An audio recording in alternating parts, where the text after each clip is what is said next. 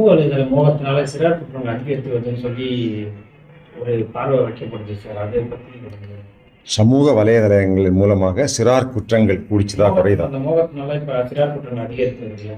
பல கத்தி காட்டி பண்றானுங்க. இளைஞர்கள் அந்த மாதிரி ஓகே ஒரு சில நிகழ்ச்சிகள் இந்த அடலசன்ட் ஸ்டேஜ் அப்படிங்கிறது இந்த 18 வயசு அல்லது அதுதான் குழந்தைன்னு சொல்கிறாங்க. 14 வயசுலேருந்து 18-20 வயசு வரைக்கும் உள்ள இளைஞர்கள் வந்து அவங்களுடைய பிஹேவியர் கொஞ்சம் வித்தியாசமாக தான் இருக்கும். ஸோ அது போன்ற நபர்கள் வந்து சில குற்றங்களில் ஈடுபடுறது காலகாலமாக நடந்துட்டு தான் இருக்கும். அதுக்கு வந்து சமூக பொறுப்பு உள்ளவங்க, சோஷியாலஜிஸ்ட், அரசாங்கம், கல்வித்துறை, பெற்றோர்கள் இவங்கெல்லாம் சேர்ந்து தான் அவங்கள கண்காணிக்கணும். ஒரு சில நிகழ்ச்சி நடந்தது அப்படிங்கிறதுக்காக சமூக வலைதளங்கள் மூலமாக தான் குற்றங்கள் நடக்குது அப்படின்னு நம்ம எதுவும் சொல்ல முடியாது.